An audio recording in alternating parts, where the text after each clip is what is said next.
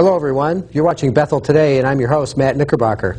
My guest tonight is one of Bethel's hardest working public officials, and I have to say one of the shyest public officials. And she's going to kill me for saying that, but she's a hard worker. She hates to come on the show and talk about herself, but she agreed graciously to do it anyway. She does it every...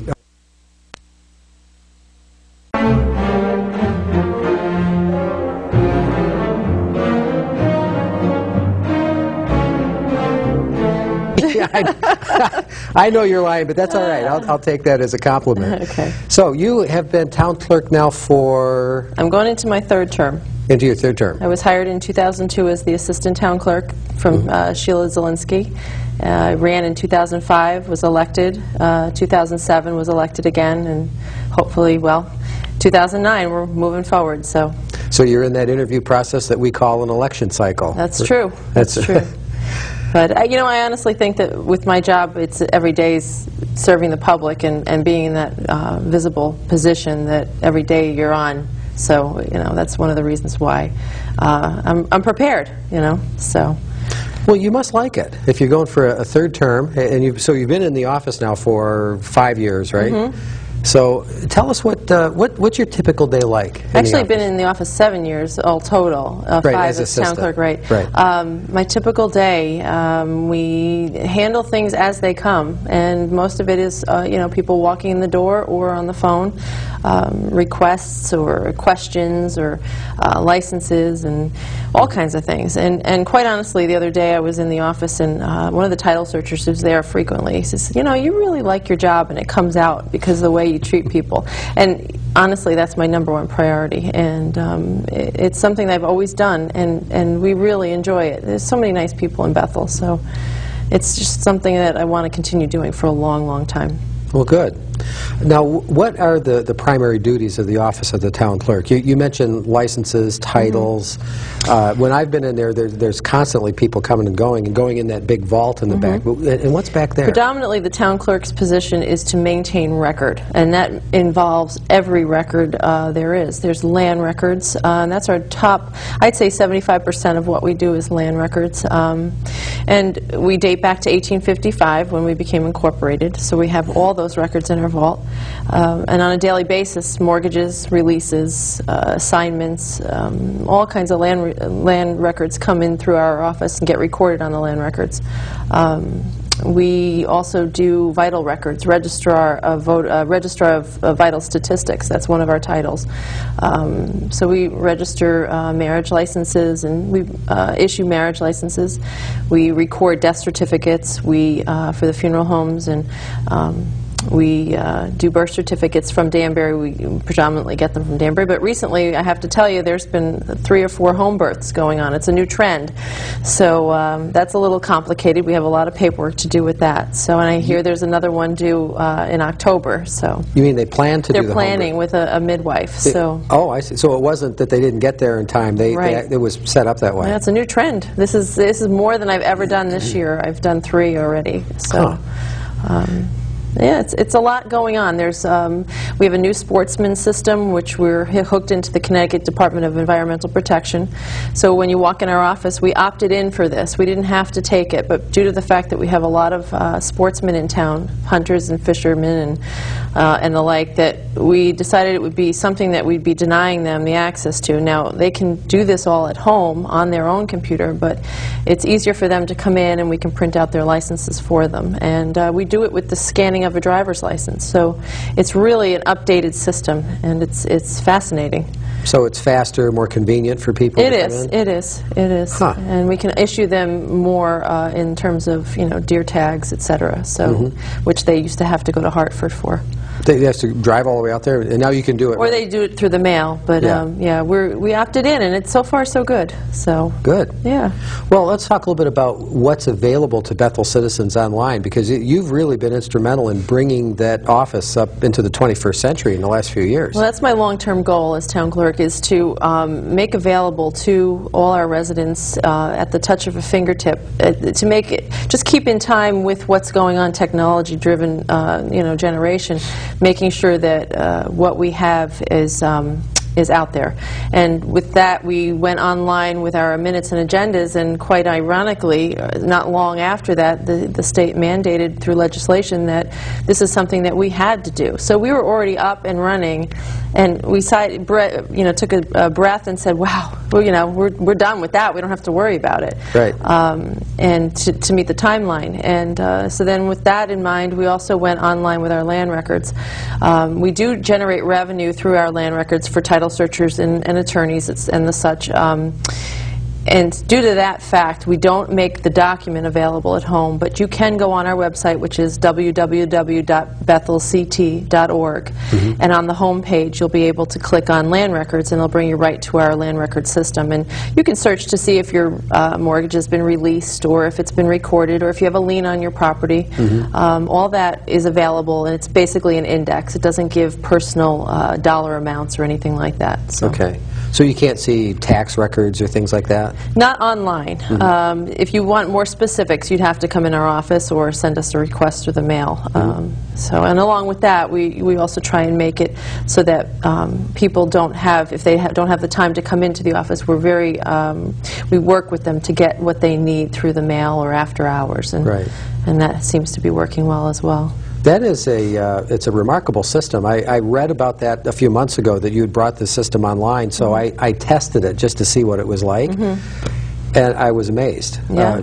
I had to buy a new homeowner's insurance policy, and you have to go through all the rigmarole with the questionnaire, how far away from the fire hydrant are you, how many bedrooms do you have, when was the house built, and I couldn't remember all that stuff, like how many square feet is the house. Well, I kind of knew, but they wanted the exact number, so I was amazed to see that I could go online and get all that detail. Well, that's the assessor's office with the field cards as well, so that also helps, and pretty soon you'll be able to do everything from home. Not that I want to outsource my job, but well, you have to have good management in the office to take care of it anyway. Absolutely, and there's a lot to the job, a lot more than people realize. And we also manage the election process. We prepare the ballots and put those together. So in November, I've got quite an extensive list of names that we have to get and position for the election.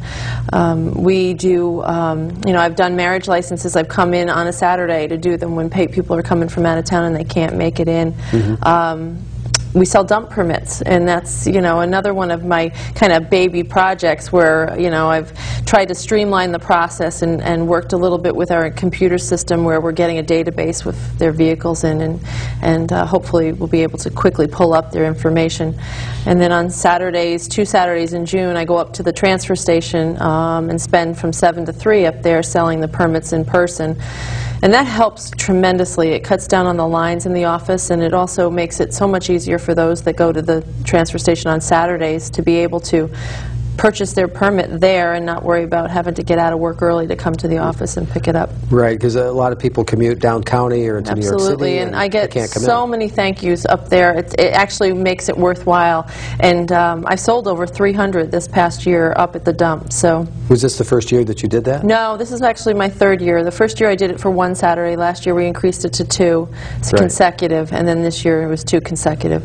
Well, I was one of those thank yous because I ran out of time. It was after July 1st, and well, I wised up this year. I purchased a pop-up tent, so in case it rained, I was undercover. So I think it was. Yeah, too. it was raining one day.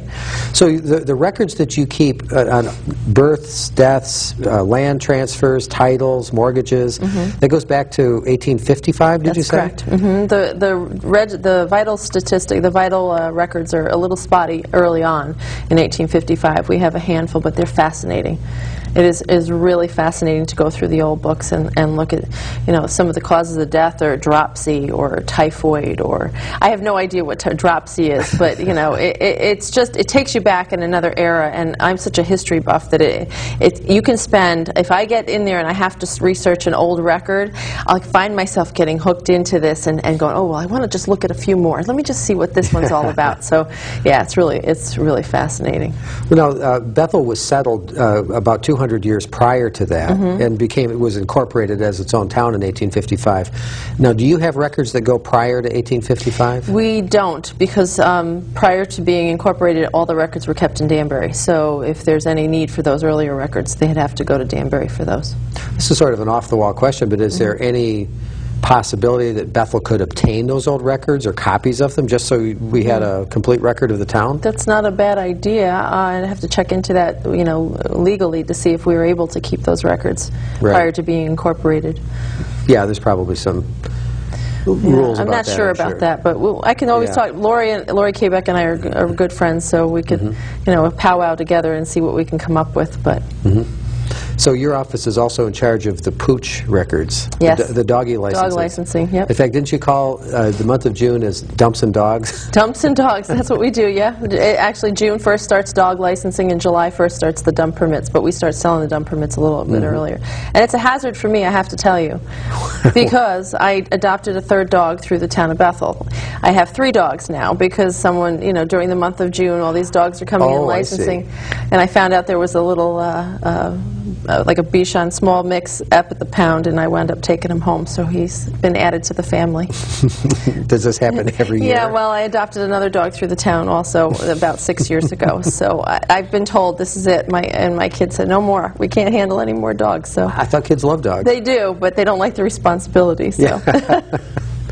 Well, what's next? What are your initiatives that you'd like to accomplish in your next term? Well, I'm constantly always looking for the next technology advanced application or some kind of computer access. And I was just actually called today by our computer software company that manages our land records, and he has introduced me to a new system that upgrades the resolution, which is what we call our land record system. And it takes it one step further. And I don't know all the details yet, but I plan on getting a good bit of information. We have our town clerk conference the end of this month, and that's a 2-day thing, and all the vendors are going to be there. And usually it's a good time for me to pick brain and get some information as to what's out there and what's available. And with the budget the way it is and the finances, I'm always looking for an angle where I can kind of maybe work a deal or try and figure out a way to maybe implement or borrow from another town rather than having to invest that money. So we'll see. Now, do you collaborate with other town clerks? Absolutely. It's I'm a member of the Connecticut Town Clerks Association. I'm also, through that association, I became certified. We do a lot of networking, and it is a wonderfully supportive group of people, and there's Fairfield County that we're part of, and we meet on a regular basis. So it's a really great organization.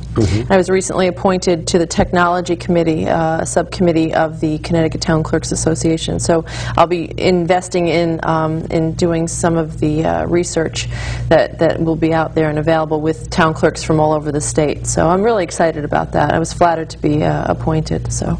Well, so that satisfies your yen for technology and looking for the newest thing to improve the service to Bethel residents.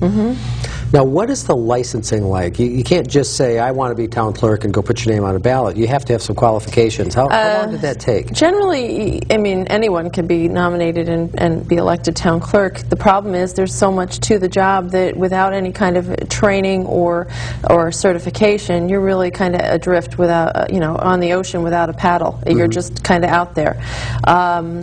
It's a 2.5-year process. It's a school that the Town Clerks Association offers through the Central Connecticut State University's Advanced Learning Center in New Britain.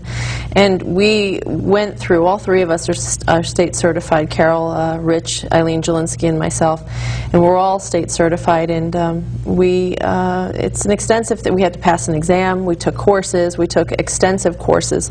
I've taken public speaking, motivation and management in municipal setting, budgeting, and intergovernmental relations, all kinds of classes, and it's really helped me get where I am today. And I continue to look and search out and seek those extra classes, because you can never learn too much, I think. So. What class are you going to take next? Well, I just completed a course on the probate probate office and the procedures for probate, and that was really foreign to me. I had no idea what the process was, even though I record probate documents. This helped give me a different perspective on why these documents are being recorded. Now, I didn't know that your office had any involvement with probate either. What kind of things do you... Well, if there's a descendant's estate that has to go through the probate process, if that person owned property, then that property has to show a line down, like a title search, like where, when they come in to search for, that this property went from the estate to a certain fiduciary or a person that's been appointed by a will or whatever, and so through that, that gets recorded on the land record, so it shows a clear title, and a progression. So. Any other things that you, is this common that where you're drawn into the probate process? Yes. Yeah. So it's been very helpful. Okay. Yeah.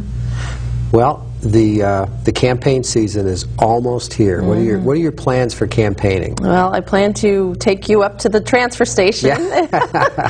I will be there with you. Yeah, we'll stand out there and greet everyone as they come in, and that's the best. And I've got such great friends up there. I've developed relationships with these people after being up there for so long. And the guys up there are wonderful. I have to give them a plug. Mike Flanagan and Todd.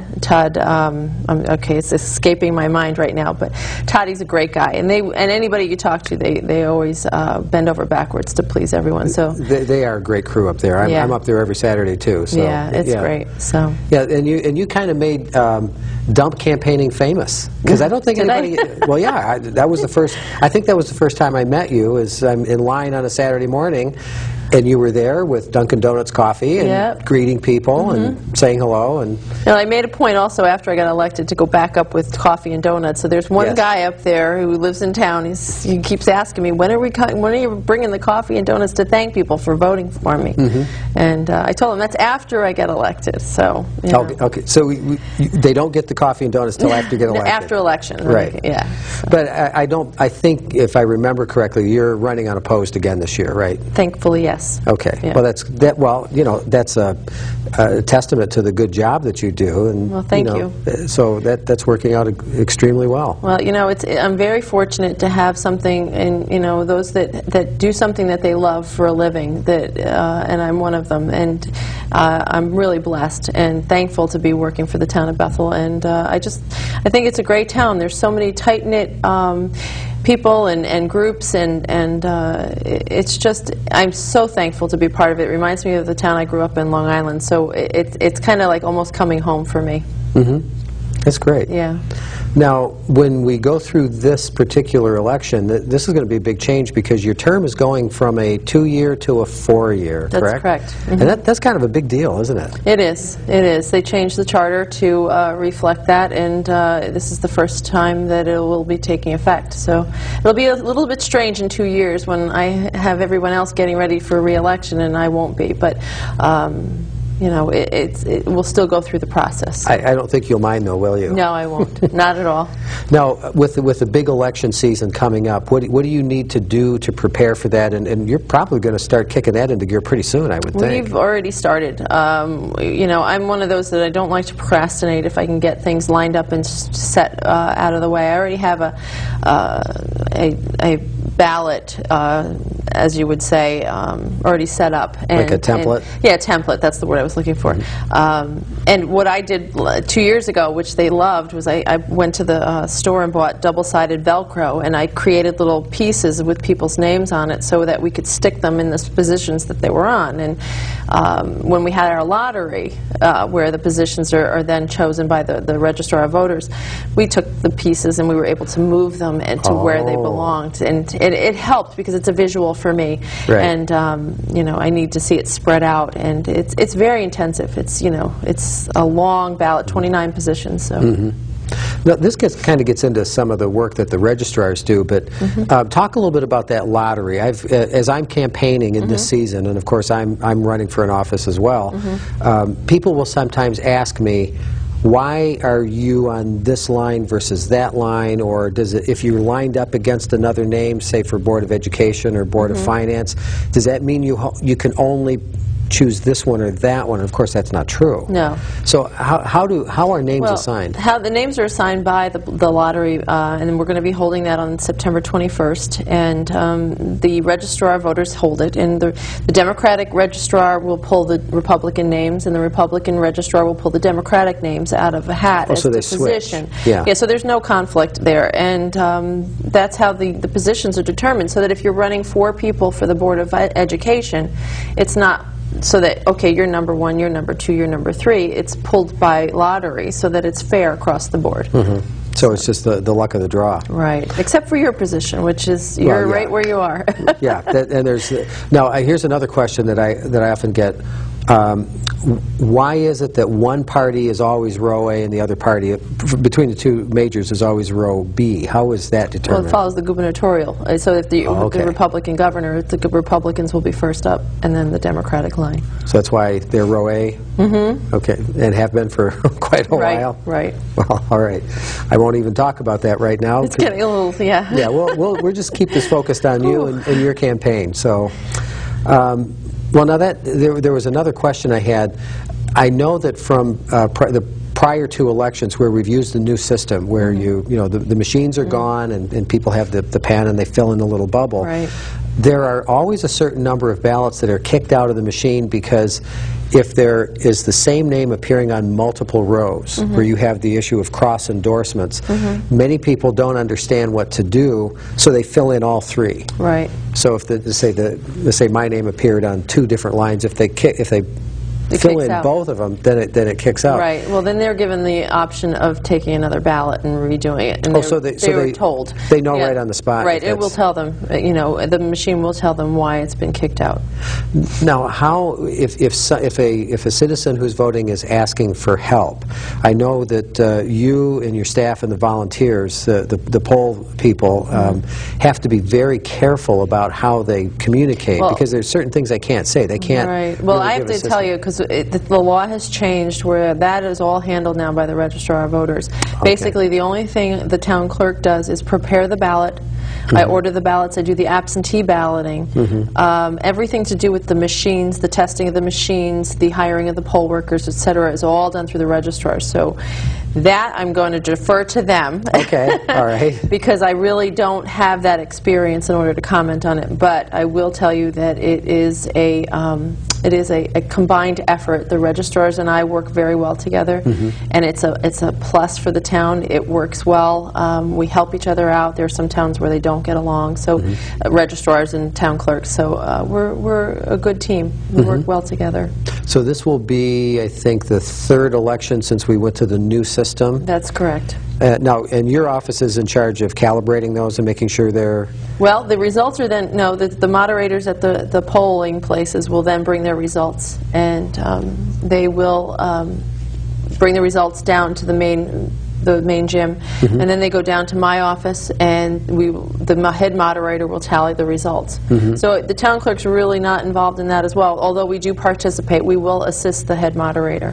But me, as being an elected person on the ballot, I usually defer it to Carol Rich, the assistant, because that's a conflict, and I don't want to be part of the tallying part of it. So. Right. So but I am there until 1 or 2 in the morning doing all that work. So. Well, because you're the manager, so even though you're gonna recuse yourself, then you still have to be there to supervise the process. I want to be there. So what have the new machines worked well? Have there been any major problems with them?